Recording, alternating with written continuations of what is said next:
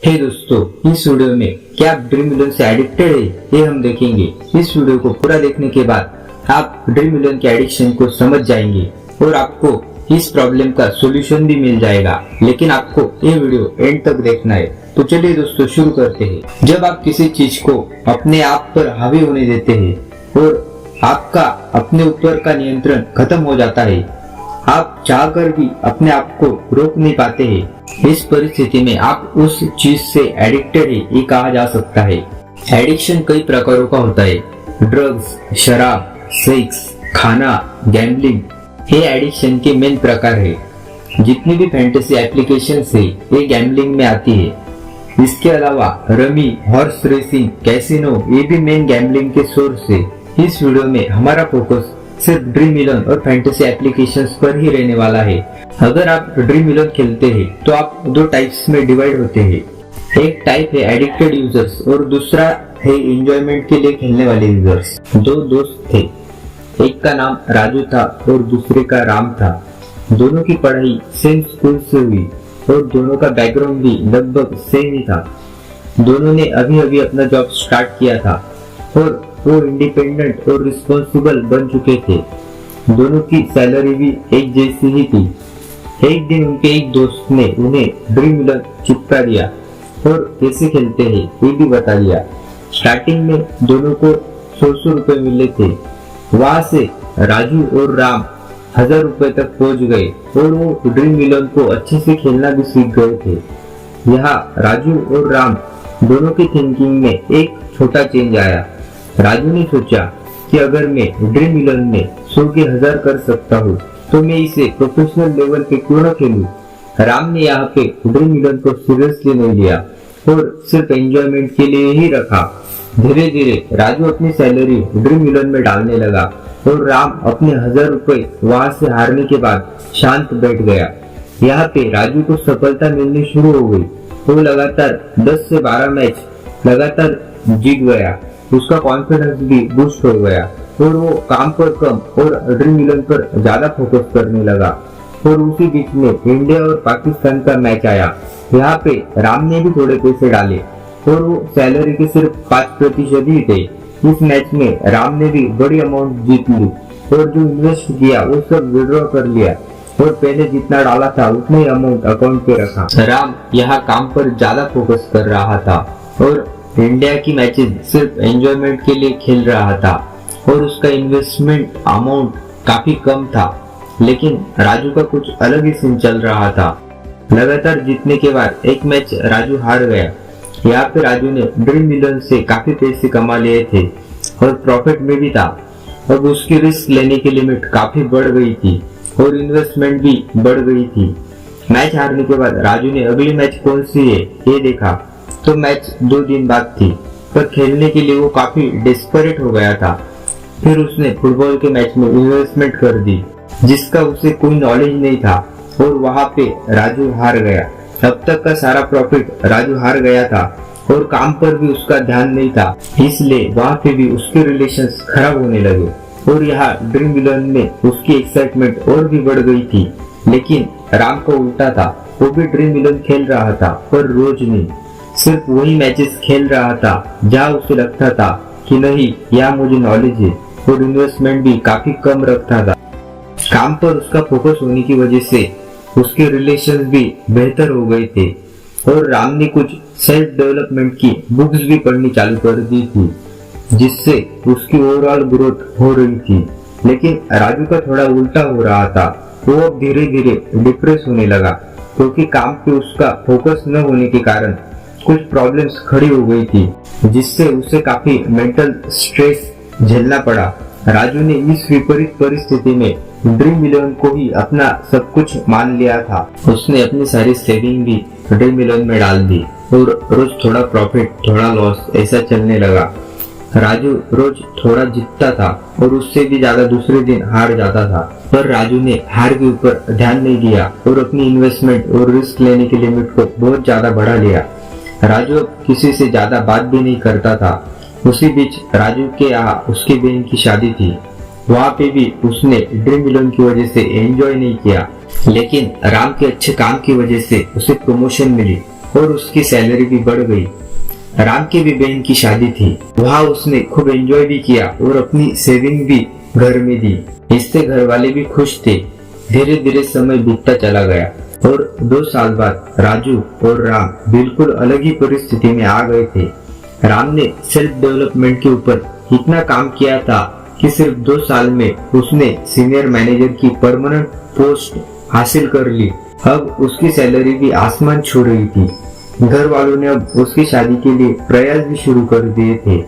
राम अब socially, financially, psychologically एक अलग ही लेवल पर पहुंच चुका था। उसकी कम्युनिकेशन और पब्लिक स्किल्स की वजह से उसे विदेश में भी जाने का मौका मिला। और राम आज भी ड्रीम 11 खेलता है और पहले जितना इन्वेस्टमेंट वो करता था उससे थोड़ा ज्यादा इन्वेस्टमेंट आज राम करता है, पर सैलरी की तुलना में वो पहले जितना ही है।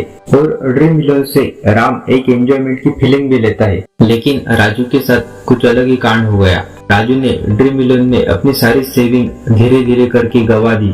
इससे राजू बहुत ज्यादा डिप्रेशन में चला गया। काम पर भी उसका ध्यान नहीं था। इस वजह से बहुत सारी अपॉर्चुनिटीज उसने मिस कर दी।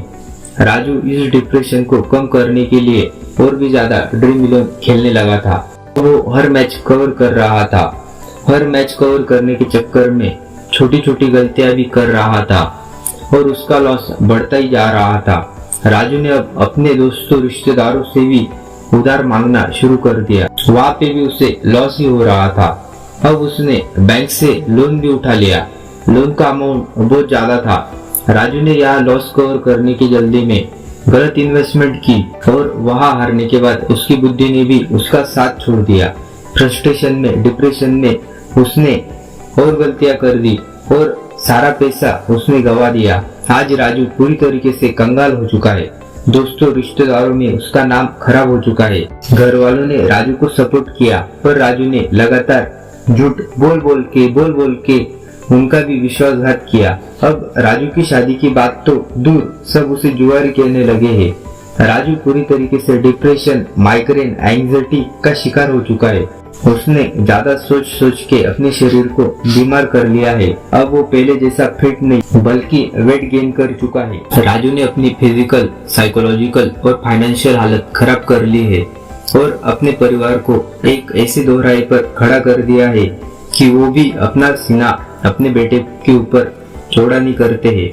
पर उन्होंने उसे माफ कर दिया है और सिचुएशन से डील करने का प्रयास कर रहे हैं। दोस्तों अगर आप लॉन्ग टर्म में ड्रीम 11 खेलते हैं तो एक तो आप राजू बने होंगे, नहीं तो राम। हमें कमेंट सेक्शन में आप लिखो राजू या राम। अब आगे आप ड्रीम 11 एडिक्टेड कैसे होते हैं और ड्रीम 11 के एडिक्शन की क्या क्या सिम्टम्स है ये हम देखेंगे। ड्रीम 11 का एडिक्शन या कोई भी गैम्बलिंग हो, ये फाइनेंशियल प्रॉब्लम नहीं है बल्कि इमोशनल प्रॉब्लम है जिसके कुछ फाइनेंशियल कॉन्सिक्वेंसेस होते हैं। अगर आप मानसिक तौर पर कमजोर है तो इसके पूरे चांसेस है कि आप ड्रीम 11 से एडिक्टेड हो जाओगे। और जब भी आप ड्रीम 11 से एडिक्टेड होते हैं तो आप में कुछ लक्षण आ जाते हैं। आप ज्यादा इन्वेस्टमेंट करते हैं क्योंकि आपको ज्यादा एक्साइटमेंट मिलती है और धीरे धीरे एक्साइटमेंट की लिमिट बढ़ती जाती है और इन्वेस्टमेंट भी बढ़ता चला जाता है।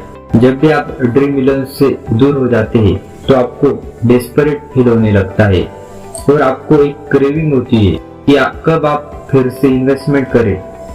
आप कई बार ड्रीम 11 छोड़ने की नाकाम कोशिश करते हैं। इससे आपका खुद पर कंट्रोल कम हो जाता है और कॉन्फिडेंस भी डगमगा जाता है। आप ड्रीम 11 के बारे में ही सोचते रहते हैं। इसके अलावा आप कुछ भी नहीं सोच पाते हैं। जब भी आप किसी स्ट्रेस को फील करते हैं तब आप ड्रीम 11 खेलते हैं ताकि आपको अच्छा फील हो सके। जब भी आप लॉस में चले जाते हैं तो फिर से ड्रीम 11 पर पैसे ऐड करते हैं। ड्रीम 11 में आपकी जो भी हार जीत होती है इस बारे में आप सबसे झूठ बोलना शुरू कर देते हैं। ड्रीम 11 की वजह से आपके रिलेशनशिप्स और काम पर असर पड़ने लगता है और प्रॉब्लम क्रिएट होने लगती है। आप ड्रीम 11 खेलने के लिए दूसरों पर डिपेंड हो जाते हैं और उनसे पैसे लेकर ड्रीम 11 खेलते हैं। अब आगे हम इस एडिक्शन को कैसे डील करना है और इससे कैसे बाहर निकलना है ये जानने वाले हैं। आप में भी ये लक्षण है तो इसका मतलब है कि आप ड्रीम मिलियन से एडिक्टेड हो चुके हैं। ड्रीम मिलियन की एडिक्शन की वजह से आप सिर्फ साइकोलॉजिकली ही नहीं, फिजिकली भी नीचे गिरते हैं। आपका शारीरिक स्वास्थ्य बर्बाद हो जाता है। आप किसी से कॉन्फिडेंस के साथ बात भी नहीं कर पाते हैं। ड्रीम मिलियन में लगातार मैचेस होती है। एक दिन में कम से कम 25 से 30 मैचेस होती है, और अगर हम 2 से ज्यादा मैचेस कवर करते हैं तो आप ड्रीम मिलियन एडिक्शन की तरफ आगे बढ़ रहे हैं। एडिक्शन में जितनी ज्यादा आपकी फ्रीक्वेंसी होगी उतनी ही ज्यादा आपकी एडिक्शन की इंटेंसिटी होगी। अगर आप इमोशनली बैलेंस है तो आप कभी भी ड्रीम मिलियन के एडिक्शन में नहीं फंस सकते हैं। लेकिन आप अपने ऊपर नियंत्रण नहीं रख पाते हैं तो आपको बर्बाद होने से कोई भी नहीं रोक सकता है। Solution for dream million addiction. आपका एडिक्शन किस इंटेंसिटी का है, इसके ऊपर आप डिसाइड कर सकते हैं कि आपको क्या करना है। काउंसलिंग। आप पूरी तरीके से एडिक्टेड है और आप बहुत बड़े लॉस में है तो आपको अपनी काउंसलिंग करवानी चाहिए।